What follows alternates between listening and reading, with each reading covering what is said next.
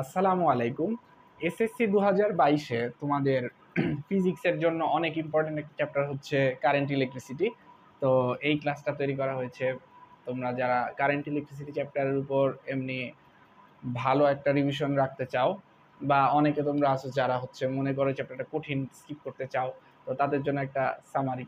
তো অনেকে আছে মনে করতেছে আগের থেকে প্রিপারেশন, যে চ্যাপ্টারটা দিব না। তো তোমরাও যাতে মানে একবার দেখার পরেও যে ক্যাচ করতে পারো যে কিভাবে অ্যাকচুয়ালি কোশ্চেনটা ধরতে হয় বা কোশ্চেন প্যাটার্নগুলো অ্যাকচুয়ালি কেমন হয়, সেটার জন্য একটা শর্ট সামারি টাইপের ভিডিও এটা। তো এখানে আমি ফার্স্টে মেইনলি দেখতে যাচ্ছি হচ্ছে মানে সার্কিট রিলেটেড পার্টগুলো। তো সার্কিটের মধ্যে সবার আগে আমাদের যেটা জানতে হবে সেটা হচ্ছে ভি ইকুয়াল টু আইআর। এই ফর্মুলাটা আমরা অনেকবার করছি আগে, তো এটা মোটামুটি সবাই মুখস্থ থাকার কথা। তো তারপরেও তো যারা জানো না জেনে নাও, এটা হচ্ছে ওহমস ল থেকে আসছে, ভি প্রপোর্শনাল টু আই। আর হচ্ছে রেজিস্ট্যান্স, সার্কিট মানে সার্কিট যত রেজিস্ট্যান্স থাকবে সেটা। তো এটা হচ্ছে প্রপোর্শনালিটির একটা কনস্ট্যান্ট হিসেবে ইউজ করা হয়েছে। তো এই ভি ইকুয়াল টু আইআর এটা মনে রাখবা। তো এটার পর আরও ফর্মুলা আছে এখানে, যেমন হচ্ছে সিরিজ সার্কিটের ফর্মুলা। যখন সিরিজে সার্কিট থাকে অনেকগুলো রেজিস্ট্যান্স, তো এগুলো অলওয়েজ অ্যাড করে দিলে এটা কি পাবো আমরা, সিরিজ সার্কিট ইকুইভ্যালেন্ট রেজিস্ট্যান্স। এটাকে বলা হয় ইকুইভ্যালেন্ট। ইকুইভ্যালেন্ট বলতে এই সবগুলোকে বদলায়, যদি আমরা সবগুলোর বদলে একটা রেজিস্ট্যান্স লাগাইতে চাই যে সার্কিটের কারেন্ট বা ভোল্টেজে কোনো চেঞ্জ হবে না, তাহলে ওইটাকে বলা হচ্ছে ইকুইভ্যালেন্ট রেজিস্ট্যান্স, তুল্য রোধ।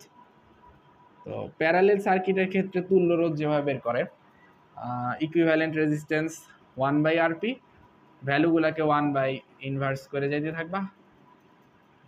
তো তিনটা হইলে এই পর্যন্ত, আরও থাকলে এভাবে যেতে থাকবে। তারপরে ফাইনাল রেজাল্ট ক্যালকুলেশন করার পর ওটাকে আবার ইনভার্স করে দিতে হবে। তো এই ফর্মুলাগুলো একদম বেসিক, এগুলো সবসময় মনে রাখবা। তো এইগুলো যদি জানা থাকে, এগুলো ভালো মতো মানে ডিরাইভ কীভাবে করতে হয় এগুলো জেনে রাখবা। তো ওইটা ইউজ করে আমরা হচ্ছে যে কোনো কমপ্লেক্স সার্কিট যেগুলো আছে এগুলোকে সলভ করব। তো এগুলো সলভ করার জন্য আমাদের কয়েকটা ট্যাকটিকও জানতে হবে। যেমন একটা জিনিস জানা খুব ইম্পর্টেন্ট, সেটা হচ্ছে কখন বুঝবো সিরিজ আর কখন বুঝবো প্যারালেল।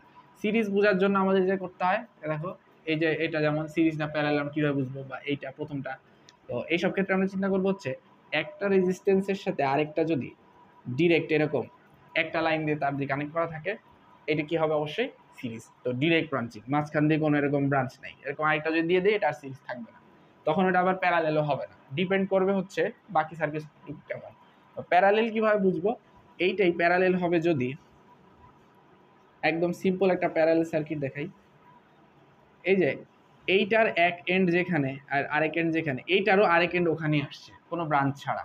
তো এখানে এইখান থেকে এখানে আসা পর্যন্ত কোনো ব্রাঞ্চ হয়েছে, হয় নাই। এখান থেকে আসা পর্যন্ত কোনো ব্রাঞ্চ হয় নাই, তো ডিরেক্টলি এটা হয়েছে। তো এই সার্কিটটা তো দেখো আমরা যেটাকে শুরু করব কিভাবে, এইটার ভোল্টেজ থেকে একদম অপোজিট এন্ডে যাব।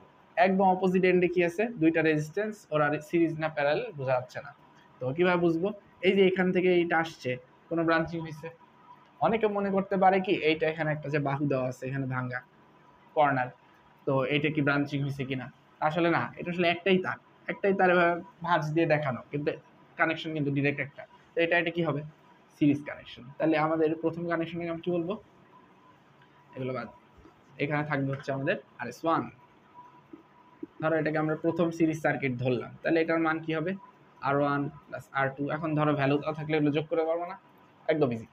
এরপর এটা একটা সিরিজ এবং R3 এর সাথে এটার কানেকশন কীরকম চিন্তা করি। দেখো এই পুরাটাকে এখন ধরতেছি একটা, তাহলে এখানে একটা আছে RS, বাকিটুকু ভুলে যাও। তাহলে এখানে একটা কানেকশন আর এখানে আরেকটা, তো ওর একটা এন্ড যেখানে এটারও আরেকটা এন্ড সেখানে, এটার একটা এন্ড যেখানে এটারও আরেকটা সেখানে, তাহলে এই দুটো মিলে কি হলো, একটা parallel. 1/RP equal to 1/RS, যেটা বের করলাম RS1 প্লাস 1 এটা কত R3 দেওয়া, মানে R3-র মান দেওয়া থাকলে যেটা যোগ করতে পারবা, যোগ করে ইনভার্স করে দিলে প্যারালেল সার্কিট।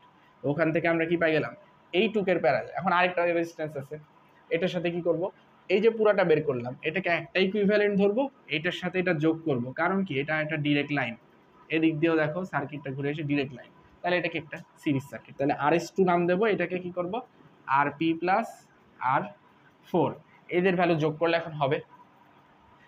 এখন যদি বলা হয় এখান থেকে মেইন কারেন্ট বের করতে, তাহলে কি করব, মেইন কারেন্টের জন্য কি করতে হয়, আমাদেরকে চিন্তা করতে হবে টোটাল ভোল্টেজ কত, টোটাল ভোল্টেজ সমান সমান I মেইন ইন্টু REQ হবে। REQ কই পাবো, এই যে ফাইনালি যে টোটাল R পাইলাম এটা এখানে বসাবো। ধরো এগুলোর মান দেওয়া আছে, আর এগুলো 1 এটা 1, তাহলে এটা কি হবে 1 + 1 2, এইখানে এটা হবে 1 সরি 2 1/2, এটা ছিল আমাদের 2, তাহলে এখানে 1/RS1 মানে 1/2 প্লাস R3 এর ভ্যালু কত দিছি, এটাও 1, তাহলে 1/1 কত হবে 1 + হাফ মানে 3/2। তাহলে RP এর ভ্যালু অ্যাকচুয়ালি কত আসতেছে, এটার উল্টাটা, কারণ এটা ইনভার্স করা আছে, তাহলে RP কত লিখবো 2/3, এটা হচ্ছে ওহম। ইউনিট দিতে অবশ্যই ভুল করবো না। দেখো RS2 সমান সমান কি হবে, RP এর সাথে এটা যোগ করবো, তাহলে 2/3 এর সাথে 1 যোগ করো, এখন এটা যোগ করতে তো ক্যালকুলেটর লাগেও না, এটা আমি তোমাকে করতে পারি, এখানে হচ্ছে 5/3, ঠিক আছে। তো এটাও আসবে কি ওহমে। তো এই যে ক্যালকুলেশনটা করলাম এটা হচ্ছে ইকুইভ্যালেন্ট। যদি কোশ্চেনটা বলে শুধু ইকুইভ্যালেন্ট তাহলে তো একদম ইজি, ভাঙতে হবে, তোমার ভেঙে চিন্তা করতে হবে, একদম শেষ মাথায় কি আছে ওখান থেকে আস্তে আস্তে চিন্তা করলাম, দেখো প্রথম দুইটা কি সিরিজ, তারপর এটার সাথে প্যারালেল, আবার সিরিজ, এইভাবে ভেঙে চিন্তা করতে হবে। এখন যদি বলা হয় এটার মেইন কারেন্ট বের করতে, মেইন কারেন্টের ব্যাপারটা কিরকম, দেখো মেইন কারেন্ট হবে হচ্ছে এখান থেকে যে কারেন্টটা গেছে ব্রাঞ্চিং হওয়া ছাড়া, যতক্ষণ না ব্রাঞ্চ হবে পুরাটা মেইন কারেন্টই থাকবে। তার মানে এইটার মধ্যে দিয়ে গেছে কোনটা মেইন কারেন্ট, এখানে এসে দুটা ভাগে ভাগ হয়ে গেছে না, তো দুটা ভাগে ভাগ হয়ে গেছে। এখান থেকে ধরো এইটা যে ভাগ হয়েছে এইটা একটা পার্ট, এইটা একটা পার্ট, দুইটা ভাগ, দুইটা ভ্যালু চেঞ্জ হয়ে যাবে। তার মানে R3 এর যে ভ্যালু R1 এর যে ভ্যালু এটা সেম না, নাও হইতে পারে, কিন্তু R4 এ যেটা আছে এটা হচ্ছে মেইন কারেন্ট। তো আমরা এখান থেকে যে ইটা পাইলাম, এখান থেকে যেটা আসবে আমরা এখানে আই মেইনটা বের করতে চাচ্ছি, তাহলে আর ইকিউ একটু আগে বের করছি, আর ই এর মানটা হয়তো কোশ্চেনে দেওয়া থাকবে, ধরো এখানে দিলাম 10 ভোল্ট। এখন এটা ভ্যালু জানি, এটা দেওয়া আছে, আই মেইন বের করা যাবে একদম ইজি। তো ধরো এখানে এটা ভ্যালু আছে E/আর ইকিউ, একটু আগে এটা দিলাম 10, আর এটা হচ্ছে আসছিল কত 5/3। তো এখানে যেটা আসবে ক্যালকুলেশন করলে যা, তো ভ্যালুটা অ্যাকচুয়ালি ইম্পর্টেন্ট না, আমি এখানে দেখাতে হচ্ছে ক্যালকুলেশন কিভাবে করবা, ভ্যালু তো একটা দেওয়া থাকলে বসাইতে পারবা। তো এখানে আমরা আর আই মেইন বের করলাম, এরপরে হয়তো কোশ্চেনে দেওয়া থাকতে পারে স্পেসিফিক R1 রেজিস্ট্যান্সের মধ্যে কারেন্ট কত, সেই ক্ষেত্রে আমরা কি করব, আমরা জানি এটার ভোল্টেজ কত হবে, এটার ভোল্টেজের জন্য কি লাগবে V আবারও IR, তাহলে এইটার রেজিস্ট্যান্স কত R4, এটা ভ্যালু দেওয়া আছে, আই মেইন এটা দিয়ে যাচ্ছে আমরা জানি, তাহলে এটা ভি বের করা যাবে। এইটার যে আমরা একটা ভি এর ভ্যালু পাবো, এইটা যদি টোটাল থেকে বাদ দেই তাহলে বাকিটুকুর ভি পাওয়া যাবে। তো আমরা জানি প্যারালেলে আসলে ভোল্টেজ সেম থাকে, তাহলে এই ব্রাঞ্চটুকুর যা টোটাল ভোল্টেজ হবে এইটারও সেম ভোল্টেজ হবে, ওই ভোল্টেজটার ভ্যালুই হবে হচ্ছে যা আমরা এই 10 থেকে এইটুক বাদ দেবো। তো এটার যা ভোল্টেজ আর এইটুকের যা ভোল্টেজ যোগ করলে আমাদের টোটাল 10 হইতে হবে, যেহেতু এখানে কোনো ভোল্টেজের লস নাই বা রেজিস্ট্যান্সের কোনো লস ভ্যালু দেয়া নাই। তো ওইভাবে আমরা বের করে এটার থেকে R1 এর ভ্যালু বের করতে পারি, কারেন্টের R2 এরটা বের করতে পারবো। আবার কোশ্চেনে মাঝে মাঝে থাকে পাওয়ার বের করা, পাওয়ারের ক্ষেত্রে কি করব, ধরো I1 এর পাওয়ার, এটার জন্য আমরা এটার কারেন্ট বের করে নিব, R1 দেব, তো যেইটার বের করতে চাচ্ছি ওইটারই রেজিস্ট্যান্স আর ওইটারই কারেন্ট দিয়ে এই ফর্মুলা দেব। অথবা এটার আরেকটা ফর্মুলা আছে P1 = V²/R, তাহলে এবারও যেইটারটা বের করতেছি ওরই ভোল্টেজ দিতে হবে। আবার এখানে এমন না যে পুরো সিরিজটার ভোল্টেজ দিয়ে দেবো, এই সিরিজে কিন্তু ধরো ভোল্টেজ আসছে মনে করো 10, এই 10টা হবে হচ্ছে এইটার অর্ধেক এটার অর্ধেক, অথবা ডিস্ট্রিবিউট হয়ে যাবে, এটা একটা ভ্যালু থাকবে এটা একটা, যদি সমান হয় তাহলে তো সমানে ভাগ হবে। তো ওই ক্ষেত্রে আবার আমরা V = IR ইউজ করব। কেমন ব্যাপারটা, ধরো মেইন আর কিউ থেকে আমরা বের করছি, এটার একটা ভ্যালু পাইছি, তো এটার ভ্যালু হচ্ছে 1, মেইন কারেন্ট কত হবে এখানে একটু দিলাম 10 আমি ভ্যালু দিছি, ধরো এখানে আমাদের ইকুইভ্যালেন্ট যেটা আসছে এটা হচ্ছে 2, তাহলে আই মেইন কত হবে 5 অ্যাম্পিয়ার। এখন এখানে যে 5 অ্যাম্পিয়ার যাচ্ছে এই টোটাল প্যারালেল সার্কিটটার মধ্যেও 5 অ্যাম্পিয়ার গিয়ে ভাগ হবে, শেষে এসে আবার 5 অ্যাম্পিয়ার হবে। তার মানে এইটার দুই এন্ডের ভোল্টেজ এখন কত হবে, ভিপি মানে এই যে এই এন্ড থেকে এই এন্ড প্যারালে কি হবে I main into R EQ, এইটুকের আর ইকিউ কত আসছিল ওই ভ্যালুটা দিতে হবে। তো এদের ভোল্টেজ পাওয়া গেল, তার মানে এইটার ভোল্টেজ পাওয়া যাবে, এইটার কারেন্ট বের করা যাবে, কারণ এটার ভোল্টেজ আমরা জানি, রেজিস্ট্যান্স জানি, V = IR। এটার কারেন্ট বাদ দিয়ে টোটাল থেকে যা বাদ দেবো 5 থেকে ওইটা হবে এইটুকের কারেন্ট। তো এইভাবে ওটাকে আমরা কম্বিনেশন করতে পারি। তো ভ্যালুগুলো অ্যাকচুয়ালি আইডিয়া থেকে দেওয়া, এগুলো অবশ্যই ফ্র্যাকশন আসবে, অ্যাপ্রক্সিমেশন আসবে, আমরা 3 ভ্যালু পর্যন্ত নিয়ে যদি যোগ করে দেখি মিলে যাবে। তো পাওয়ারের জিনিসটা যেটা ছিল, যেই রেজিস্ট্যান্সেরটা নেব ওইটারই কারেন্ট ওইটারই হচ্ছে রেজিস্ট্যান্স। তো আই স্কোয়ার আর দিয়েও করা যায়, ভি স্কোয়ার বাই আর দিয়েও করা যাবে, সেম আসবে। এখান থেকে আবার আরেকটা ক্যালকুলেশন দেয়, সেটা হচ্ছে ইলেকট্রিক্যাল কস্টিং যেটা থাকে, কারেন্টের বিল। তো ইলেকট্রিক্যাল বিলের ক্ষেত্রে আমরা যেটা করবো, পাওয়ার থেকে আমাদের নিতে হবে এনার্জিতে, এটা হবে হচ্ছে পাওয়ার ইন্টু টাইম করলে আমরা জানি এনার্জি পাওয়া যায়। তো এইখানে এটার ফর্মুলা হবে হচ্ছে আই স্কোয়ার আর টি অথবা ভি স্কোয়ার বাই আর টি। তো এইটুক পর্যন্ত বাইর করতে পারলে, ধরো কত দিনের দেওয়া আছে, 1 মাসের বিল 30 দিন, তাহলে 30 দিনকে আগে সেকেন্ড থেকে আওয়ার নিয়ে আসতে হবে, আওয়ার নিয়ে এসে গুণ করবা, আর ইউনিটটা থাকতে হবে হচ্ছে কিলোওয়াট আওয়ার। তো কিলোওয়াট আওয়ারে নিলে এটা কি হয়, একটা স্ট্যান্ডার্ড হয়।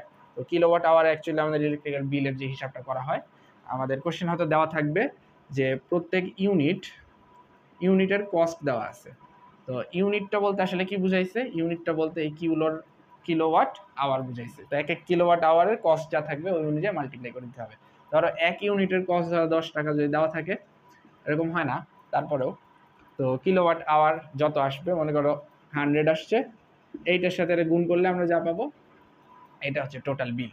ঠিক আছে, তো বিলের কোশ্চেনটা এইভাবে আমরা সলভ করতে পারবো। এইটার পরে আস্তে আস্তে আমাদের আরেকটা সেকেন্ড সার্কিট। তো প্রথম সার্কিটের মতো এইটাকে আমরা ভেঙে নিব।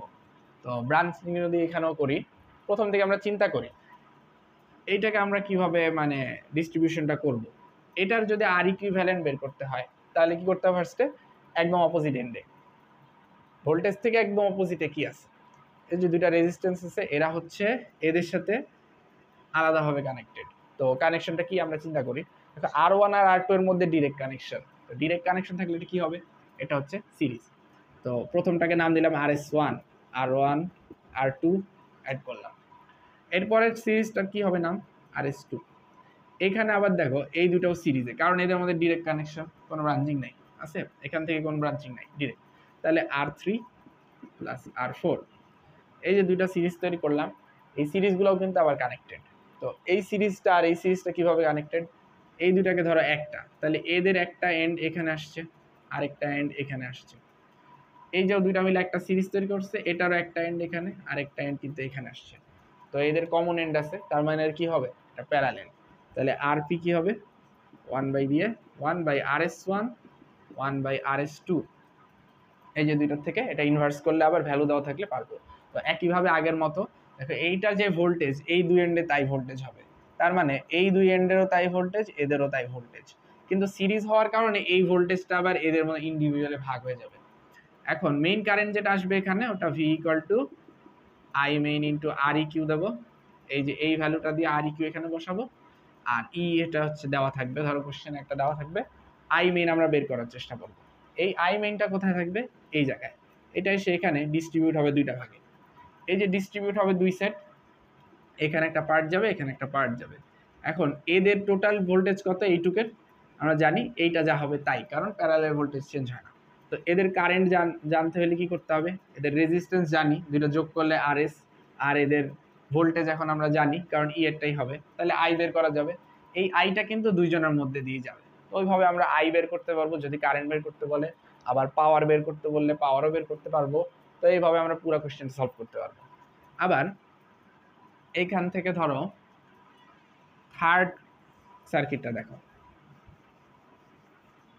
3 নাম্বার সার্কিটে আমাদের প্রথমে যেটা আছে সেটা হচ্ছে এইখানে একটা রেজিস্ট্যান্স, এইখানে একটা রেজিস্ট্যান্স, এদের কানেকশনটা কেমন, এটার একটা এন্ড যেমন এদিকে, আরেকটা এন্ড এই জায়গাতে। তো এই যে দুইটা এন্ড, আবার দেখো R2 এর দুইটা এন্ড কোথায়, একটা এখানে, একটা এখানে, তাহলে কমন এন্ড। যখন কমন এন্ড হয় তখন আমরা এটা কি বলবো, একটা প্যারালাল সার্কিট। তাহলে প্রথম প্যারালাল সার্কিটে RP1 কি হবে, প্রথম রেজিস্ট্যান্স এখানে কোনটা, R3, পরেরটা R2। এই দুটা রেজিস্ট্যান্সের যে প্যারালাল ভ্যালুটা আসবে এটা হচ্ছে এইটুকের ইকুইভ্যালেন্ট। এরপরে আরও রেজিস্ট্যান্স আছে, যেমন এইটার পরে এটার সাথে, এই টোটালটাকে এখন আমরা একটা ধরি, এই পুরো ভ্যালুটার সাথে R1 এর ভ্যালুর কি কানেকশন, ডিরেক্ট ওয়্যার কানেকশন। যখন ডিরেক্ট থাকবে তখন কি হবে, সিরিজ, কারণ দেখো এখান থেকে কোনো ব্রাঞ্চিং নাই, এদিক থেকে যখন আসবে তখনও কোনো ব্রাঞ্চিং নাই, তার মানে এটা হচ্ছে সরাসরি সিরিজ। তাহলে RS = কি হবে, RP, মানে এখানে যে ভ্যালুটা আসতেছে সেটা, যে কোনো ভ্যালু দেওয়া থাকতে পারে, সাথে হচ্ছে R1। এইভাবে করে আমরা দেখতে পারি যে বিভিন্ন রকমের সার্কিট, এক্সামে হয়তো এরকম একটা সার্কিটও থাকবে না, থাকতে পারে অন্য আরেকটা। আমাদের কি করতে হবে, এই স্ট্র্যাটেজিটা অ্যাপ্লাই করতে হবে। নাম্বার 1 হচ্ছে ভোল্টেজের একদম অপোজিট এন্ড থেকে শুরু করব, এটা সবচেয়ে সিম্পলেস্ট ওয়ে, আরও অনেক রকম থাকতে পারে। আবার তোমরা যেটা করবা সেটা হচ্ছে চেক করবা এরকম ডিরেক্ট লাইন থাকলে ওটা কি হবে, সিরিজ। আর এরকম ব্রাঞ্চিং থাকলে দেখতে হবে কমন এন্ড যদি হয় তাহলে কি হবে, প্যারালেল। আর যদি প্যারালেল না হয় তাহলে আমাদের দেখতে হবে বাকি রেজিস্ট্যান্স যেগুলো আছে ওগুলোর সাথে কানেকশনটা কীরকম। তো কমপ্লিকেটেড সার্কিট তোমরা চাইলে আরও অনেক প্র্যাকটিস করতে পারো। আর তোমরা অবশ্যই কমেন্টে জানাবা যে তোমাদের এখানে কোনো একটা পয়েন্ট বুঝতে মানে কঠিন লাগতেছে কিনা, বা তোমাদের স্পেসিফিক কোনো প্রবলেম থাকে কিনা। তোমরা যদি বলো আমরা চাইলে এখানে ভ্যালু দিয়ে আরও অনেকগুলো প্রবলেম সলভ করতে পারি, এবং এক্সামের আগে ইনশাল্লাহ আমরা এখানে আরও অনেকগুলো প্র্যাকটিস করতে পারবো। তো এইখানে এই চ্যাপ্টার থেকে সার্কিট রিলেটেড এরকমই থাকে, অনেক সময় যে ইউনিটের ম্যাথগুলো আসে চার্ট করা থাকে। আবার এরকম কিছু নলেজ বেস কোয়েশ্চেন থাকে, যেমন সেমিকন্ডাক্টর বা কন্ডাক্টরে হিট দিলে কি হবে। ধরো কন্ডাক্টরের ক্ষেত্রে কি হয়, ইলেকট্রনগুলো অলরেডি ফ্রি থাকে, তো টেম্পারেচার দেওয়ার কারণে ওদের মোশন বেড়ে যায়, ওদের মোশনগুলো রেজিস্ট হয় বেশি, তখন কি হয় ওদের রেজিস্ট্যান্স আরও বাড়তে থাকে এবং কন্ডাক্টিভিটি কমে যায়। আর সেমিকন্ডাক্টরের ক্ষেত্রে কি হয়, ইলেকট্রনগুলো বেশি একটা ফ্রি থাকে না, তো যখন আমরা বেশি হিট দেই তখন কি হয় ওরা আস্তে আস্তে ফ্রি হতে থাকে, তো ওদের আবার কন্ডাক্টিভিটি টেম্পারেচারে বাড়ে। আর নন কন্ডাক্টরের ক্ষেত্রে কি হয়, এমনিতে তো কন্ডাকশন হয় না, তার উপরে যদি হিট দেওয়া হয় আস্তে আস্তে ওটা সেমিকন্ডাক্টর লেভেলে চলে যায়। তো এই ধরনের আরও অনেক কোশ্চেন আছে, তোমরা বই স্টাডি করলে এমনি ওগুলো পাবা। আর এক্সামের আগে অলরেডি তোমাদের এরকম প্র্যাকটিস আছে। তো তোমরা যারা মনে করো যে এই চ্যাপ্টারটা এমনি কঠিন, তো এখন আশা করতেছি তোমরা মানে অ্যাকচুয়ালি একটু হলেও কোশ্চেনগুলো ধরার জন্য ইজি লাগবে। তো তোমরা আমাদেরকে আরও জানাবা যে তোমরা এখান থেকে আরও কি এক্সপেক্ট করো। ততক্ষণ পর্যন্ত ধন্যবাদ।